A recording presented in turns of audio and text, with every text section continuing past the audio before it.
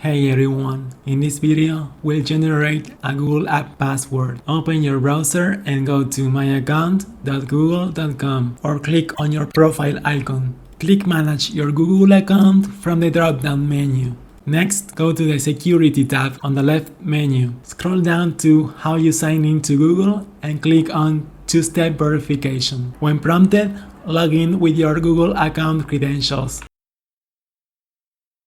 Now, you'll see the two-step verification page. To proceed, get your phone and tap the number provided by Google. In this case, it's 82. And now that we are in the two-step verification page, we have to scroll down to Application Passwords and click on the right arrow button. On the Application Password page, scroll down to where it says Your App Password and enter the name of your app and click Create. And you should see the app password now. This is the password you'll use for your app. And that's it. You've successfully generated your Google App password. If you found this video helpful, be sure to like, comment, and subscribe for more content. Thanks for watching, and I'll see you in the next one.